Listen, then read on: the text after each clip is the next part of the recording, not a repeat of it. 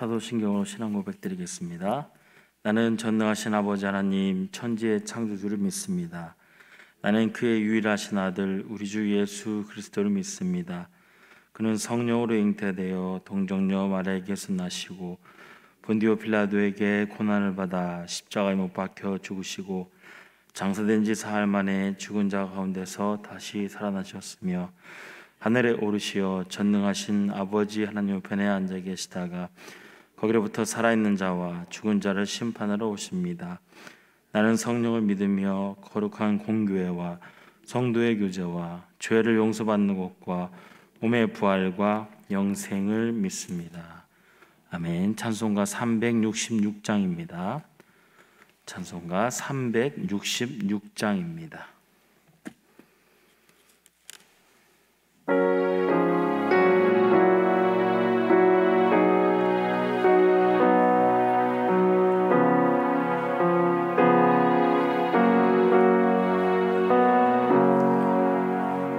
어두운 내 눈 밝히사 진리를 보게 하소서. 진리의 열쇠 내게 주사 참빛을 찾게 하소서. 깊으신 뜻을 알고자 엎드려 기다리오니 내 눈을 뜨게 하소서.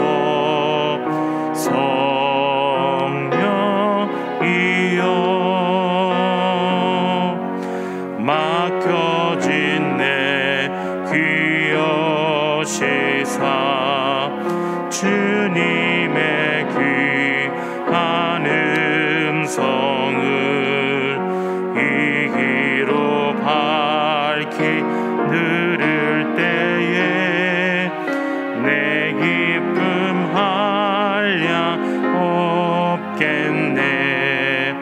깊으신 뜻을 알고자 엎드려 기다리오니 내 눈을 열어 주소서.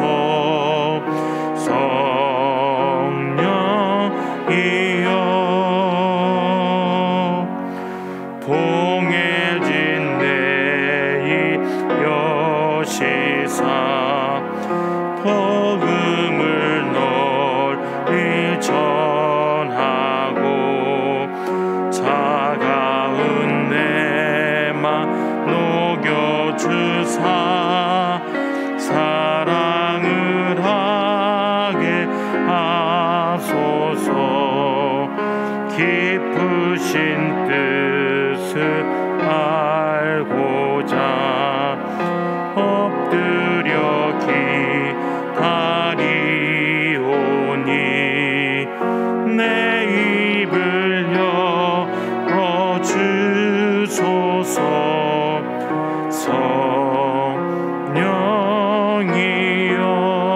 성령이여. 하나님의 말씀 창세기 27장 15절에서 29절까지의 말씀입니다. 창세기 27장 15절에서 29절까지의 말씀 함께 교독으로 보신 후에 마지막으로 함께 합독으로 읽겠습니다. 리브가가 집안 자기에게 있는 그의 맏아들 에서의 좋은 의복을 가져다가 그의 작은 아들 야곱에게 입히고 또 염소 새끼의 가죽을 그의 손과 목에 매끈매끈한 곳에 입히고 자기가 만든 별미와 떡을 자기 아들 야곱의 손에 주니 야곱이 아버지에게 나아가서 내 아버지여 하고 부르니 이르되 내가 여기 있노라. 내 아들아 내가 누구냐. 야곱이 아버지에게 대답하되 나는 아버지의 맏아들 에서로소이다. 아버지께서 내게 명하신 대로 내가 하였사오니 원하건대 일어나 앉아서 내가 사냥한 고기를 잡수시고 아버지 마음껏 내게 축복하소서.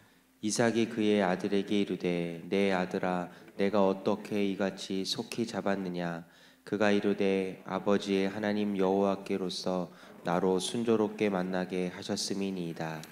이삭이 야곱에게 이르되 내 아들아 가까이 오라. 내가 과연 내 아들 에서인지 아닌지 내가 너를 만져보려 하노라. 야곱이 그 아버지 이삭에게 가까이 가니 이삭이 만지며 이르되 음성은 야곱의 음성이나 손은 에서의 손이로다 하며 그의 손이 형 에서의 손과 같이 털이 있으므로 분별하지 못하고 축복하였더라. 이삭이 이르되 내가 참 내 아들 에서냐 그가 대답하되 그러하니이다. 이삭이 이르되 내게로 가져오라. 내 아들이 사냥한 고기를 먹고 내 마음껏 내게 축복하리라. 야곱이 그에게로 가져가매 그가 먹고 또 포도주를 가져가매 그가 마시고 그의 아버지 이삭이 그에게 이르되 내 아들아 가까이 와서 내게 입맞추라. 그가 가까이 가서 그에게 입맞추니 아버지가 그의 옷에 향취를 맡고 그에게 축복하여 이르되 내 아들의 향취는 여호와께서 복 주신 밭의 향취로다. 하나님은 하늘의 이슬과 땅의 기름짐이며 풍성한 곡식과 포도주를 내게 주시기를 원하노라. 함께 읽겠습니다. 만민이 너를 섬기고 열국이 내게 굴복하리니 내가 형제들의 주가 되고 내 어머니의 아들들이 내게 굴복하며 너를 저주하는 자는 저주를 받고 너를 축복하는 자는 복을 받기를 원하노라. 아멘. 기도하겠습니다. 살아계신 하나님 아버지 은혜를 감사합니다. 지난 간밤에도 저희들을 주님 품 안에서 편히 쉬게 해주시고 또 이 새벽에도 저희들을 주 앞에 불러주심을 감사합니다. 오늘도 저희들에게 새날 주시고 또 생명 주시고 건강 주셨는데 이 한 날도 주님과 더불어 동행하게 하시고 주를 기쁘시게 하는 한 날 되게 하여 주옵소서. 주님께 감사의 예물 또 1,000번째 예물과 11조 성교 구제 또 구역 예물을 주님께 드립니다. 하나님 아버지 믿음으로 또 순종으로 감사함으로 드리는 예물을 주님께서 기뻐 받으시고 약속하신 하늘의 복과 땅의 복으로 충만하게 채워 주옵소서. 주의 은혜로 종의 가정들을 형통케 하시며 그 자녀들을 축복하여 주옵소서. 예수님의 이름으로 축복하며 기도하옵나이다. 아멘. 이 새벽에도 주의 은혜와 축복이 함께 하시기를 축원합니다. 오늘 본문에는 이제 야곱이 이제 아버지께 축복받는 이제 그런 장면이 나옵니다. 이제 부모는 자녀들의 이제 길을 이렇게 만드는 사람입니다. 부모가 길을 만들어 놓지 않으면 이제 자녀들은 길을 만들어야 되는 어려움이 있고요. 또 이제 부모가 잘못된 길을 만들어 놓으면은 자녀는 또 잘못된 길을 갖다가 다시 되돌이켜야 되는 그런 어려움이 있습니다. 그러니까 이제 자녀가 좋은 부모를 만나게 되면 부모가 잘 만들어 놓은 길을 자녀들이 따라가면서 얻는 축복이 있게 되는 것입니다. 이삭은 아버지가 잘 만들어 놓은 길을 걸어갔습니다. 그게 뭐냐면은 하나님께 순종하는, 하나님 말씀에 순종하는 그런 길을 잘 만들어 놓았죠.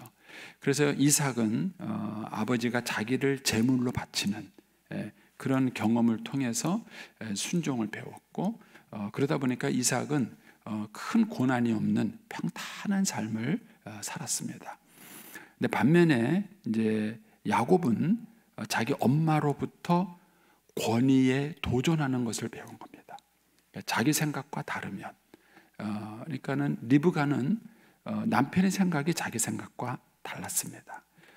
그리고 자기의 생각이 하나님의 뜻이라는 생각으로 무장이 되어 있었기 때문에 절대로 그 남편을 존중할 수가 없었죠. 그래서 남편의 권위를 부정하고 그리고 그런 일을 하는데 거짓말까지 동원하는 일을 서슴지 않습니다. 그것을 야곱이 배웁니다. 그래서 결국 야곱은 권위에 순종하지 못하는 법을 배웁니다. 어렸을 때부터 그걸 배워요. 그래서 야곱이 이거를 깨트리는데 평생 걸립니다.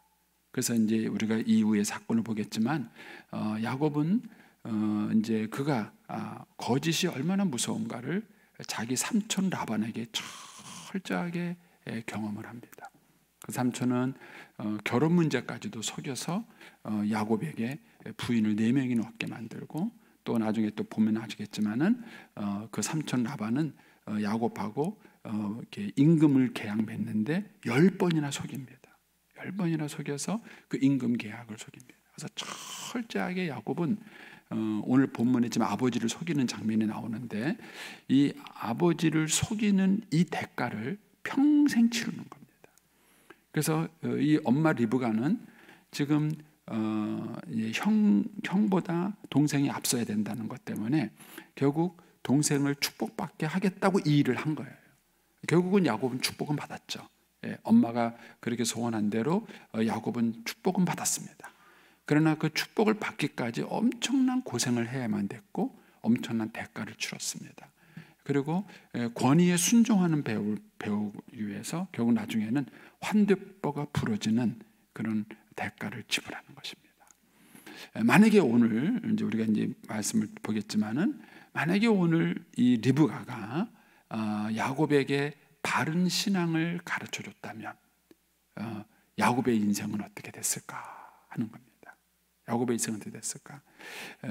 그가 고생하지 않아도 되는 것을 엄마가 만들어 놓은 그 잘못된 길을 그가 따라간 것이죠. 그래서 그것 때문에 야곱의 파란만장한 인생이 시작이 되는 것입니다. 이런 면에서 이제 부모가 믿음으로 살아가고 자녀들에게 믿음의 본을 보여주는 것은 되게 중요합니다. 자, 오늘 이제 본문 말씀 보겠습니다.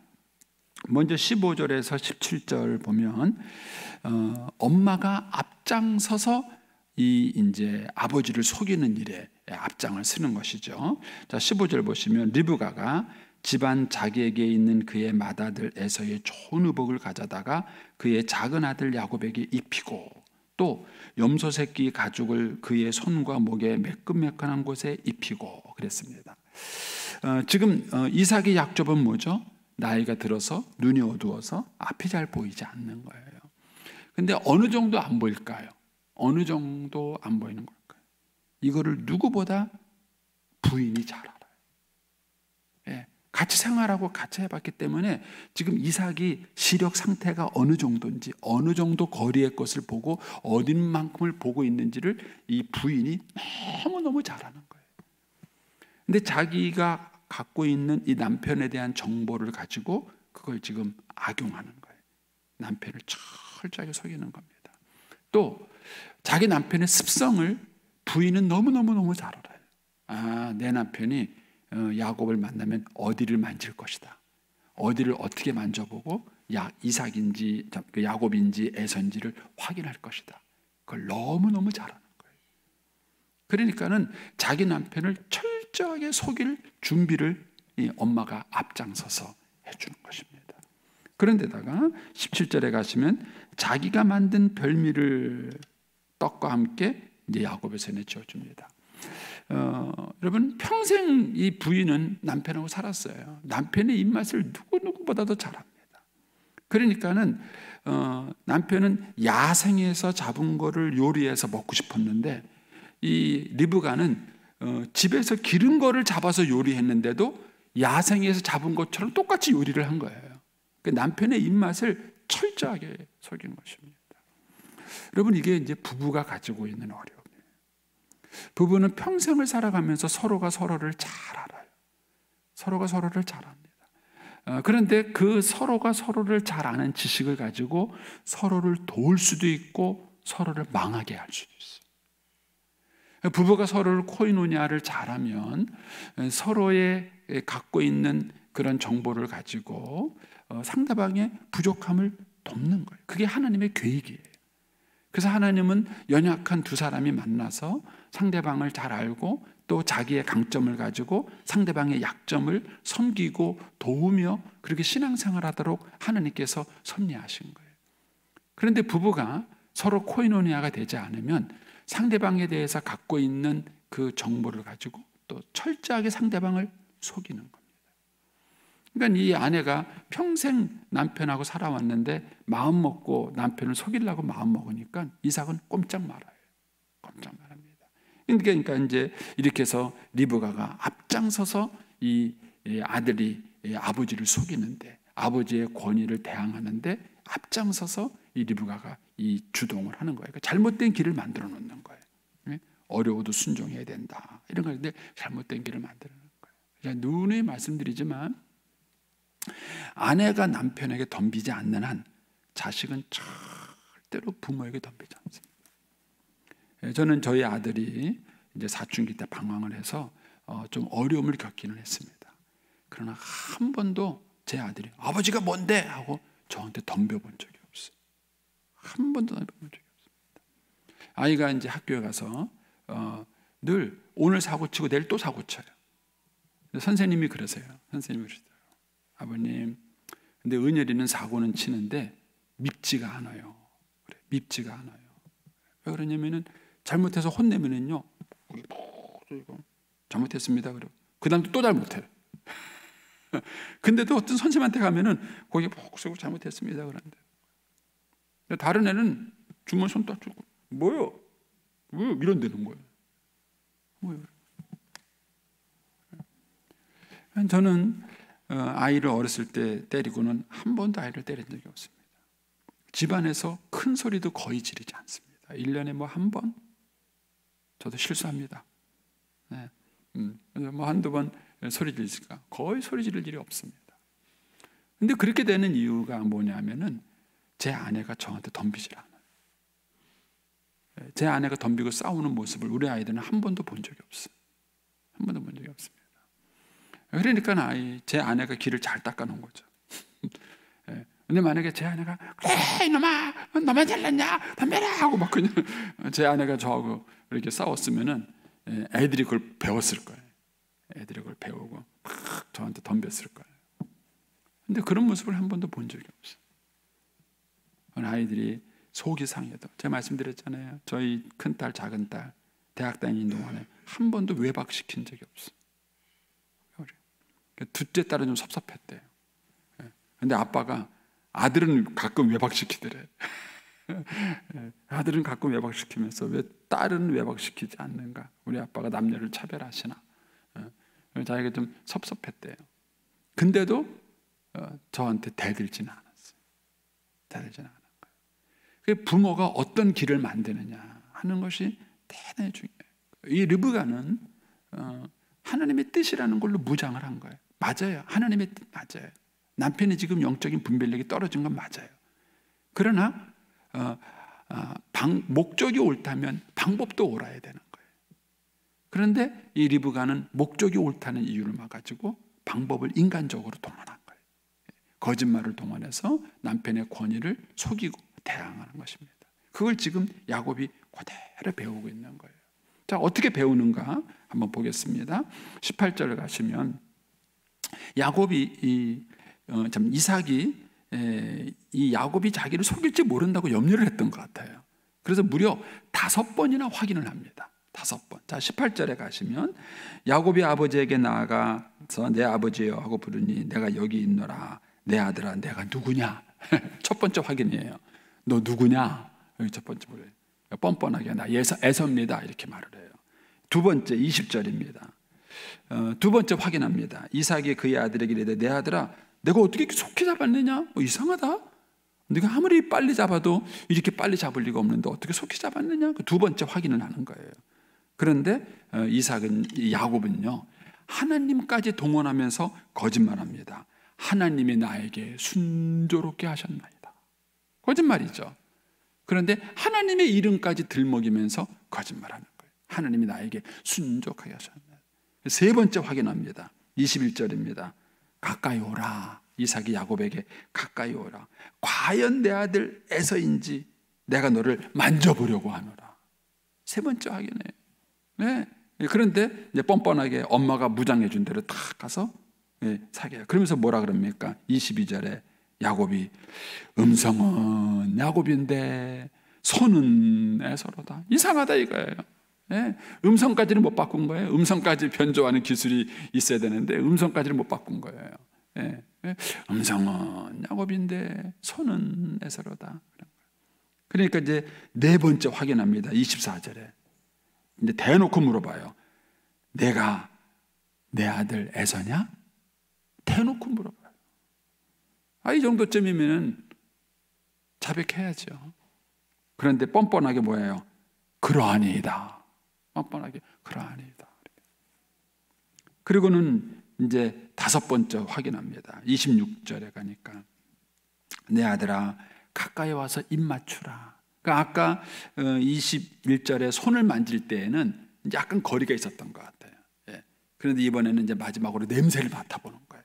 가까이 와서. 근데 이것도 이 리브가가 기가 막히게 아는 거예요. 어떻게 만질 거다, 어떻게 냄새를 맡을 거다. 자기 남편의 습성과 약점을 너무 잘 아는 거예요.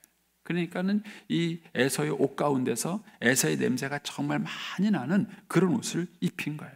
예. 그러니까 이제 가까이 와서 입을 맞춥니다. 그러니까 아버지가 그의 옷의 향취를 맡고는 이제는 확인한 거예요. 맞다. 이제는 얘가 에서구나. 무려 5번이나 확인을 했고 야곱은 5번이나 아버지를 속인 거예요.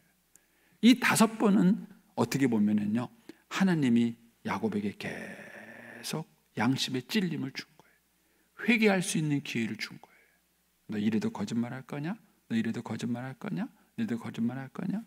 근데 야곱은요 5번을 계속 속인 거예요. 예. 자기의 야망을 위해서라면 그렇게 할 수 있다고 생각한 것입니다. 결국 이것이 이제 야곱과 에서를 원수되게 만든 거예요. 부모가 원수되게 만든 거예요. 자녀를 부모의 그 편애와 부모가 서로 대화하고 코이노니하면은 간단하게 해결될 문제를 이거를 하지 않았기 때문에 결국 그 숙제가 자녀들한테 간 거예요.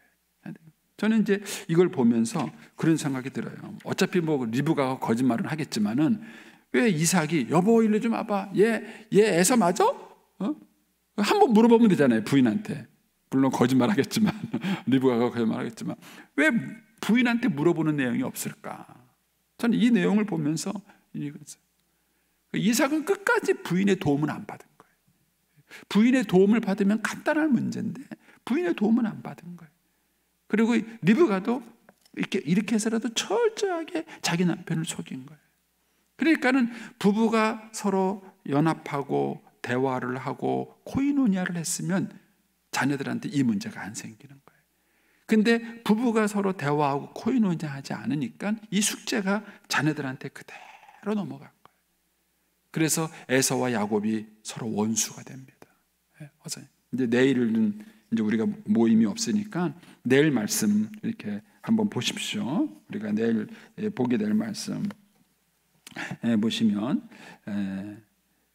41절 보십시오. 41절 말씀 보시면입니다. 그의 아버지가 야곱에게 축복한 그 축복으로 말미암아. 사실 얼마나 좋은 거예요. 부모가 자녀를 축복하는 것은 얼마나 좋은 겁니까? 그런데 그 축복으로 말미암아 에서가 야곱을 미워하며 심중에 이르기를 아버지가 곡할 때가 가까웠은즉 내가 내 아우 야곱을 죽이리라.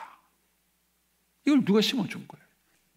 누가 이 에서의 마음속에 동생에 대한 엄청난 분노를 갖게 만들고 그리고 내가 이 동생을 반드시 죽이겠다는 생각을 누가 만든 거예요?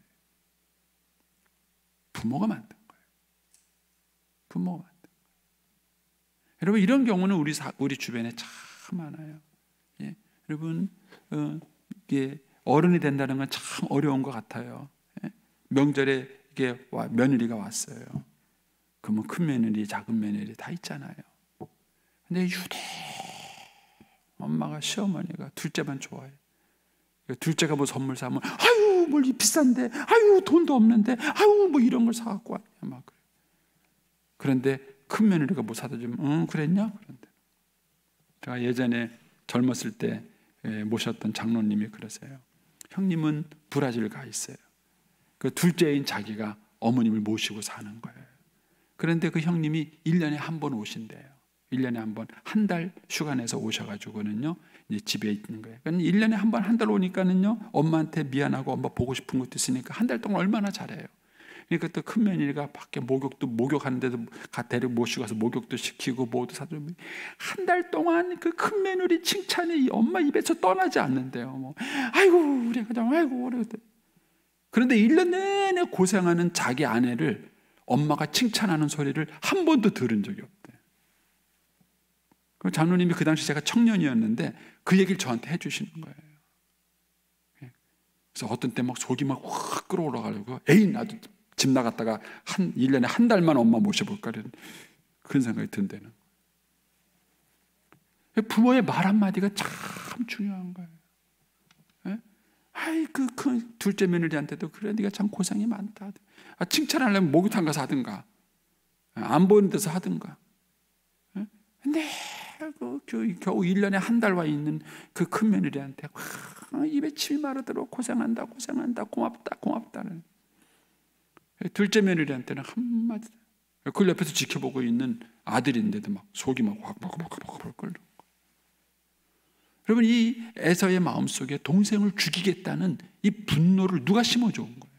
결국 부모가 심어준 거예요. 부모가 자기 형제 사이, 아들 사이를 이간시켜 놓은 겁니다. 부모의 지혜롭지 못한 행동이 이 결과를 갖고 온 거예요. 결국 이것 때문에 뭐예요? 리브가는 야곱을 자기 친정집으로 피신시켜요. 그리고 며칠만 있으면 될 줄 알았어요. 그러면은 에서의 마음이 가라앉고 야곱은 돌아올 줄 알았어요. 근데 그게 마지막이에요. 리브가는 그 이후로 야곱을 보지 못해요. 야곱이 돌아오기 전에 죽습니다. 재미있는 거는요, 빨리 죽을 줄 알았던 이삭은 야곱을 봐요. 이 뒤에 여러분들 스토리를 쭉 이렇게 보세요. 하나님의 일하심과 섭리가 참 묘한 거예요. 여러분 이런 면에서 부모가 어떤 길을 만들고 어떤 길을 닦느냐 하는 것은 참 좋은 거예요. 이때 리브가와 이삭이 자녀들 앞에서 좋은 그런 믿음의 길을 만들고 말씀대로 살아가는 모습을 보여주고 그리고 좋은 길을 닦아줬으면 얼마나 좋았을까. 그리고 야곱과 에서가 서로 그렇게 경쟁하지 않아도 되고 서로 나중에는 서로 화해하잖아요. 우리가 뒤에 가서 보지만은요, 야곱과 에서가 서로 막 부둥켜 끌어안고 형님 아이고 아우야 막 눈물로 상봉하는 장면이 이 뒤에 가면 나옵니다. 근데 진작 그렇게 해줄 수 있는 거를 오랜 세월이 걸려서야 이런 것을 만드는 것을 보는 것이죠. 이런 면에서 부모가 자녀들에게 길을 만드는 사람이에요. 어떤 길을 만드는 건가.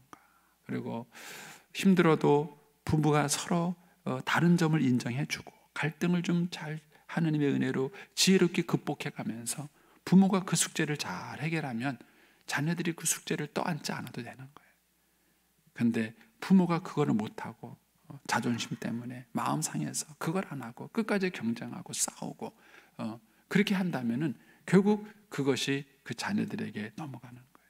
저는 이제 목회자 입장에서 교회를 보면서도 마찬가지더라고요. 교회마다 색깔이 있어요. 전통이 있어요. 다행히 제가 부여 교회는 오니까는요. 그 어쨌든 부여 교회는 좋은 전통이 있어요. 좋은 믿음의 선배들이 있는 게 참 중요한 거예요. 앞에 있는 선배들이 어떻게 교회를 섬기고 어떻게 그 신앙생활을 하고 어떻게 하나님 나라를 일했는지를 앞에 있는 선배들이 어떻게 보여주느냐는 게 대단히 중요한 거예요. 이제 그것을 보면 그 후배들이 그걸 따라가는 거예요. 그런데 잘못된 걸 보여주는 선배들이 있는 교회가 있어요. 그런 교회에서 신앙생활하는 사람은 힘들어요. 맨날 신앙의 선배들이 자기들끼리 갈등하고 싸우고 맨날 밑에 있는 후배들은요 이러지도 못하고 저러지도 못하고 그냥 그런 그 속에서 갈등하고 고민하는 거예요. 이런 면에서 이 믿음의 선배들이 어떤 모습을 가지고 살아가느냐 하는 것은 참 중요한 거예요. 그 후배들에게 그 믿음의 좋은 길을 만들어 주는 것입니다. 그래서 오늘 이 본문의 사건을 여러분들이 여러 가지로 묵상을 한번 해보세요. 이렇게도 묵상해보고 저렇게도 묵상을 해보시면서 하나님께서 우리에게 주시는 참된 신앙의 축복이 무엇인가 하는 것입니다. 저는 이제 무슨 소리예요? 이삭이 여보하고 한번 불렀으면 되는데 왜 안 불렀을까? 어쨌든 속을 땐 속더라도 한번 불러야 될 거 아니에요. 여보, 얘가 누구야? 얘가 누구야? 한 번은 물어봤으면 얼마나 좋았을까요? 그런데 5번이나 확인을 하면서도 자기 눈에 보이지도 않는 것을 가지고 5번이나 확인을 하면서도 한 번도 리브가를 부르지 않아요. 여보하고 한번 부르면 될 텐데 리브가를 부르지 않아요. 결국은 이삭은 자기 아들에게 속았다는 상처를 받게 되고 결국 부인한테도 결국 속은 거 아닙니까? 여기 나타나지는 않지만 결국은 이 모든 것을 꾸미고 주동하는 부인한테 속은 그런 아픔이 있는 것입니다. 저와 여러분이 이런 것들이 거울이 되고 또 믿음의 원리를 따라서 잘 살아갈 수 있는 동기부여가 되기를 축복합니다. 기도하겠습니다.